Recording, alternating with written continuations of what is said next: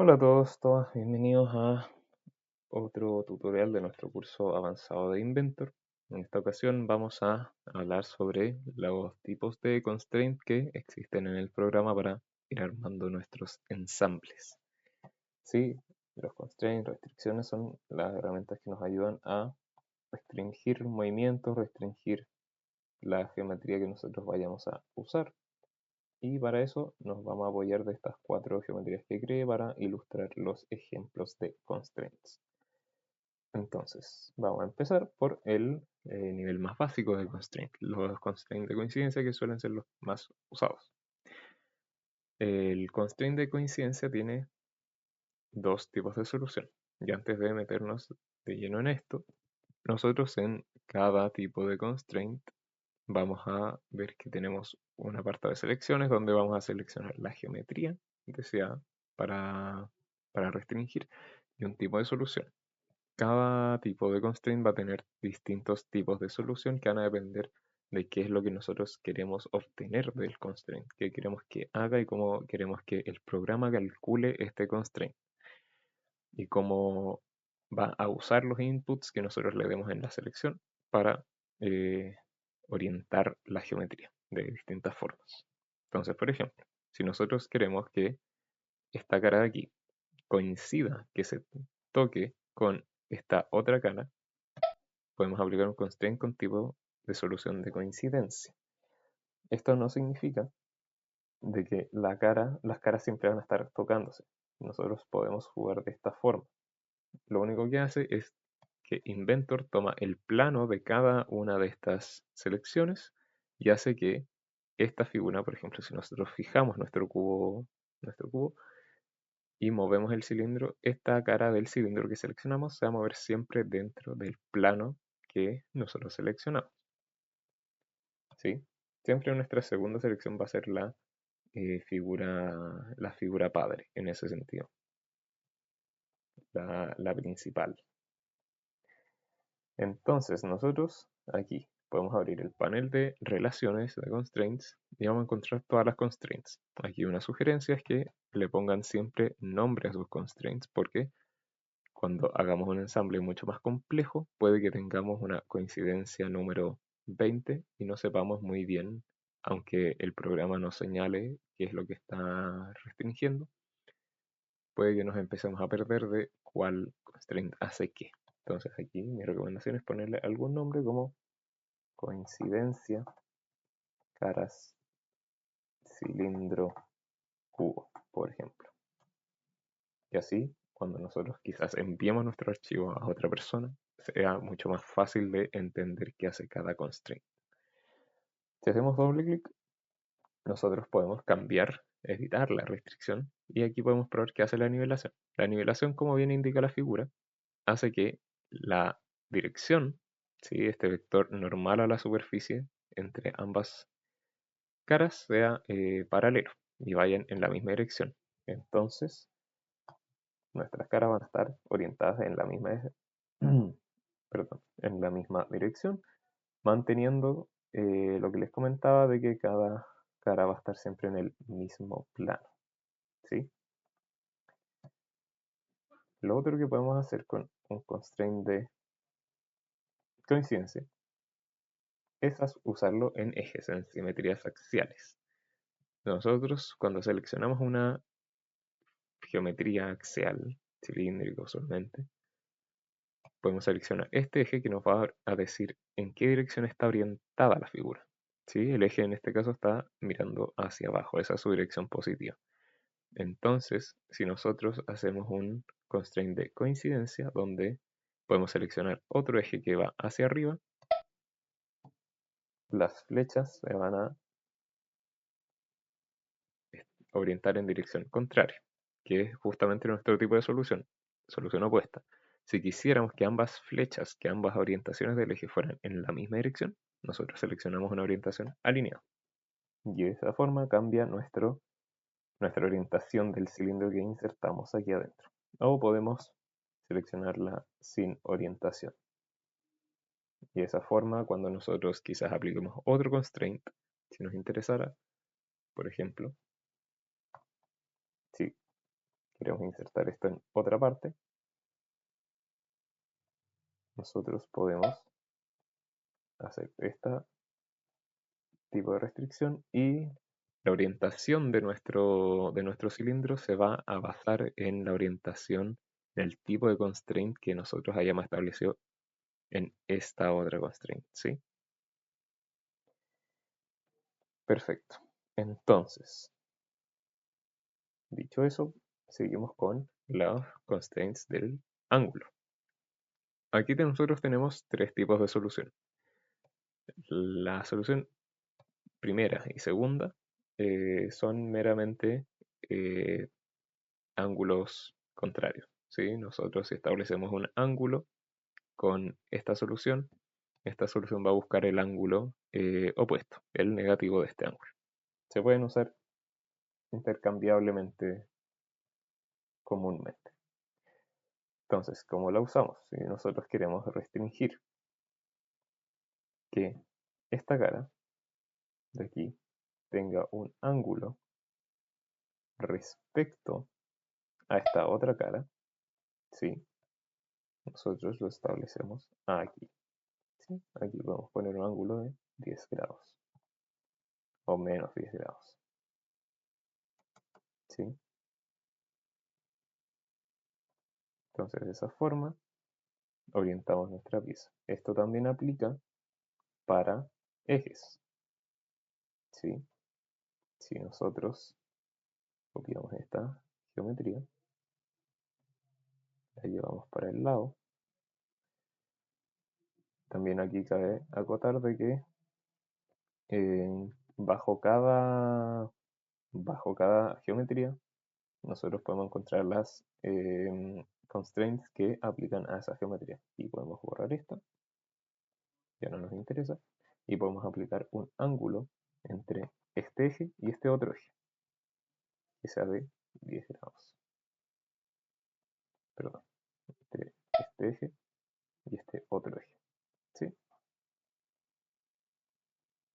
Aquí no importa qué solución usemos.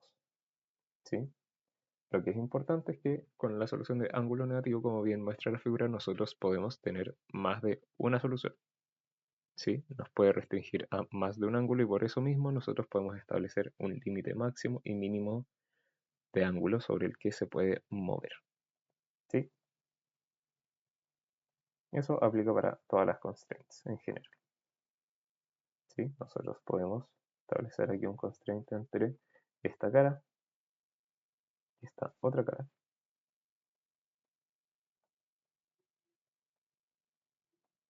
¿Sí? Vamos a borrar algunas cosas y para despejar. Si nosotros ponemos un constraint aquí de coincidencia entre estas caras, algo me está... A ver, borramos esta constraint, nos está dando problemas. Sí, nuevamente no, no podemos salir del plano que coincide entre estas dos caras, pero si nosotros ponemos aquí un mínimo y un máximo, vamos a poder mover hasta esos 10 milímetros este constraint. Y así podemos delimitar rangos de trabajo, rangos de movimiento. Seguimos. Una herramienta muy similar a la de aquí, coincidencia para ejes son las restricciones de tangente y de insertar. ¿Sí? Voy a saltarme primero la de tangente para que veamos el encaje de los encajes cilíndricos. Como bien aquí muestra la figura, nosotros podemos seleccionar una geometría cilíndrica e insertarla, como bien dice el nombre, en otra geometría. Y nuevamente, igual que con el constraint del tipo coincidencia, nosotros podemos cambiar la orientación de del eje, ¿sí? Como bien muestran las flechitas ahí al lado. Esto también permite que nosotros giremos las piezas entre sí. Nuevamente esto no restringe el movimiento ni traslacional, perdón, no restringe el movimiento angular, pero sí restringe el movimiento eh, traslacional, perdón. Sí, porque a diferencia de insertar el constraint de coincidencia, solo hace que coincida este eje y el otro. Perfecto. Entonces, ahora vamos a suprimir esto y vamos a el constraint de tangente. El constraint tangente también muy bien muestra esta figura. Nosotros podemos seleccionar una geometría como esta e insertarla en otra geometría y podemos hacer de que siempre sea tangente, que siempre alguna de sus caras esté tocando tangentemente a la otra. Entonces, por ejemplo, si nosotros queremos una tangente interior, de que estas caras, toda la cara de nuestro cilindro, toque esta cara interior del tubo, nosotros podemos hacer este constraint. Y de esta forma siempre vamos a tener este movimiento.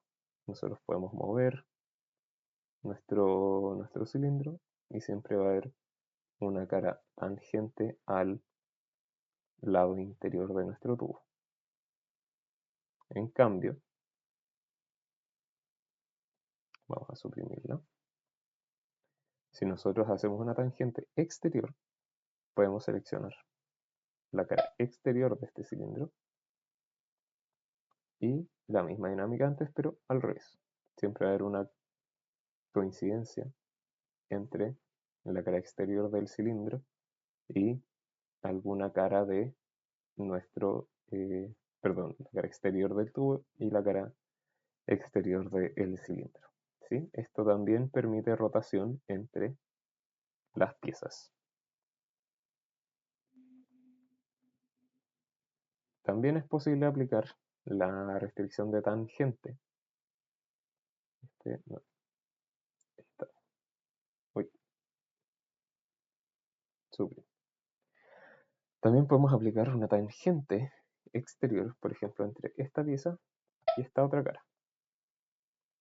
Podemos aplicarlo, esto es válido para cualquier superficie o cualquier arista. Y eso es algo que todavía no hemos visto, cómo Inventor trata las aristas. Nosotros, por ejemplo, podemos hacer una coincidencia entre también estos ejes y una arista de este cubo. Entonces, este eje va a seguir siempre la arista que nosotros seleccionamos. Aplica la misma dinámica de las orientaciones que habíamos visto antes. ¿Sí? También nosotros podemos restringir entre aristas. Si queremos que esta arista se mueva siempre del estilo bisagra, ¿sí? Respecto a la otra, lo podemos hacer. ¿Sí? Y ahí tenemos un juego de rotación también.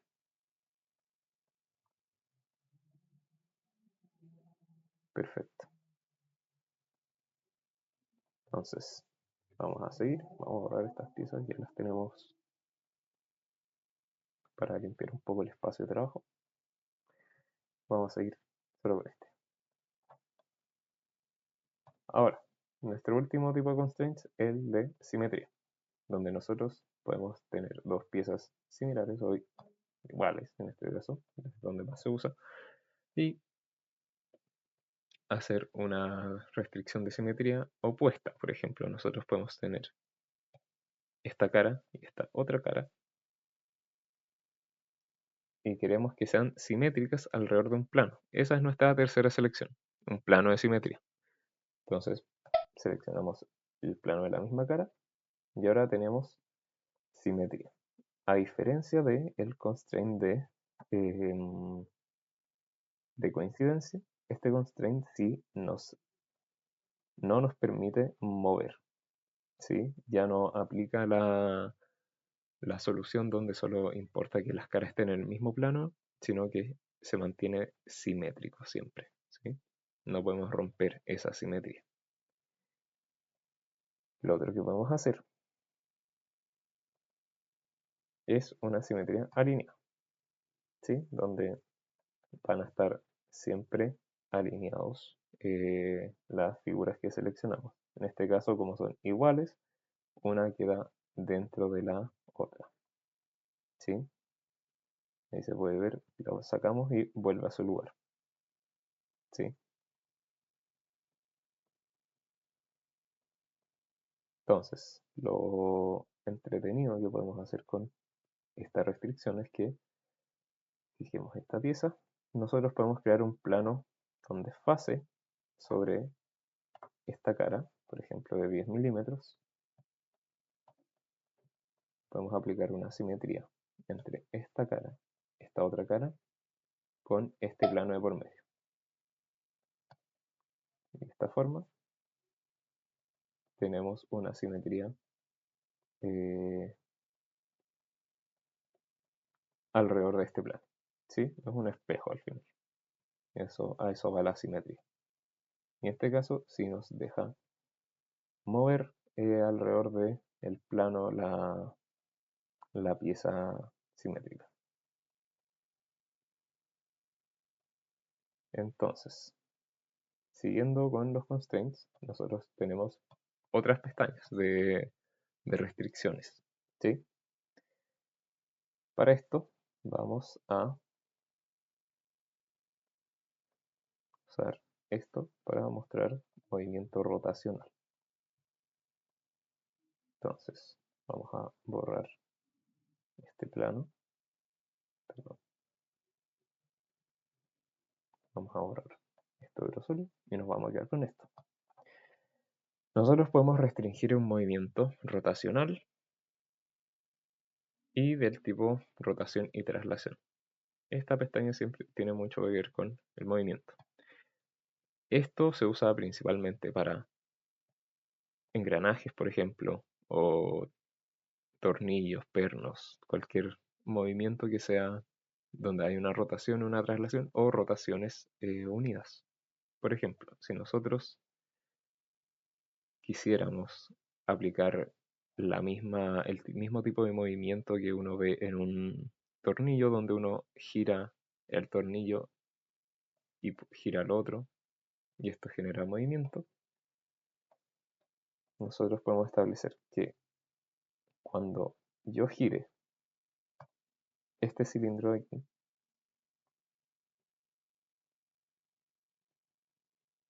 se mueva, se avance este eje, ¿sí?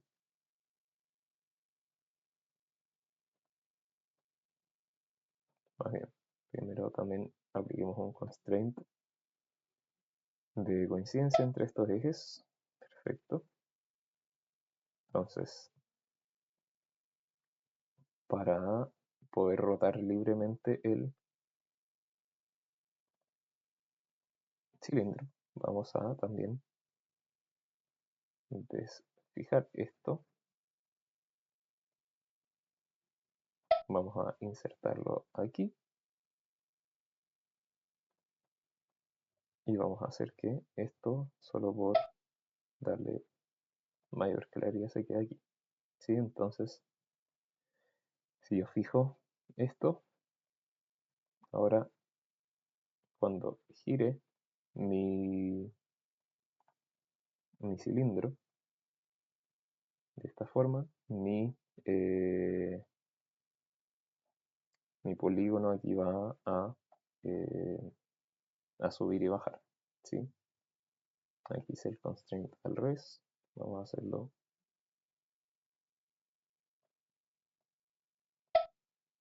ahí. Perfecto. Entonces vamos a invertir el constraint para que lo vean mejor.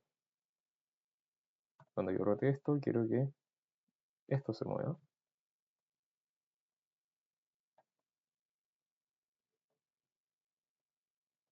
Y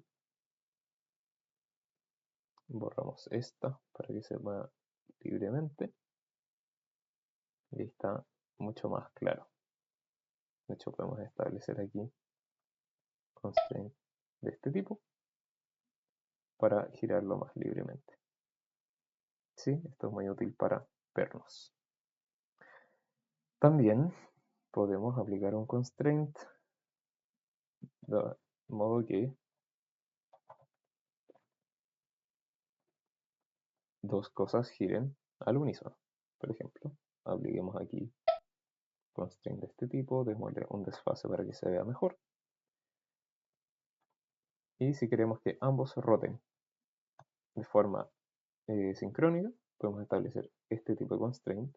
Y ahora cuando nosotros rotemos esto, vamos a repetir el constraint. Cuando giremos este elemento aquí, queremos que este también gire. Aquí, cuando se habla de relación, tiene mucho más sentido para engranajes. La relación es la relación de engrane. Si nosotros ponemos una relación de 1, las cosas se van a mover al mismo ritmo. En cambio, si ponemos una relación de 2, una se va a mover al doble de velocidad que la otra. Entonces, aquí tenemos un movimiento sincrónico, pero si nosotros elevamos esto a 10, nuestra pieza de arriba se va a mover 10 veces más que la otra. ¿Sí? Entonces, siguiendo con los tipos de constraint, nuestro último constraint es el transicional. ¿Sí? Para el constraint transicional, lo que nos ayuda a hacer este constraint es finalmente seleccionar una geometría que nosotros siempre queremos que esté en contacto con otra. Esto lo podemos usar para rieles que tengan algún tipo de curva. Aquí lo podemos ver mejor.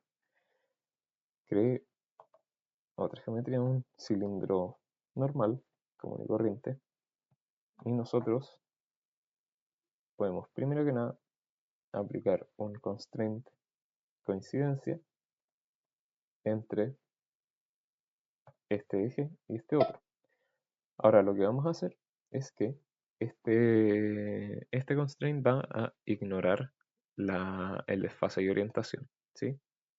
Entonces, lo único que va a hacer es que va a mantener siempre al eje de este cilindro orientado en la misma dirección que el eje del medio de este otro cilindro.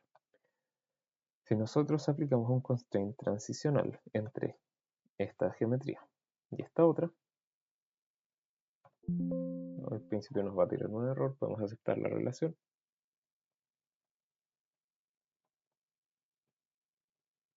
Vamos a borrar esta relación primero. Y ahora sí nos aplica el constraint. Entonces, lo que hace este constraint es que esta pieza siempre va a estar en contacto con la otra, ¿sí? No la vamos a poder despegar, incluso se va a las partes de abajo, pero nunca se despega.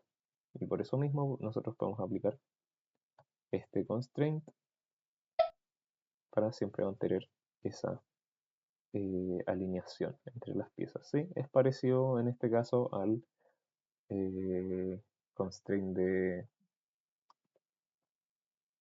tangencia, ¿sí? Pero si nosotros quisiéramos que este cilindro se moviera a lo largo de un riel, por ejemplo, nos serviría únicamente este constraint. Y eso vendrían a ser todos los tipos de restricciones que nosotros podemos aplicar para hacer nuestros ensambles. Entonces, ojalá les haya servido, que lo puedan aplicar y recuerden siempre, recomendación propia, poner nombres a sus constraints para que cuando trabajen colaborativamente no se pierdan como equipo.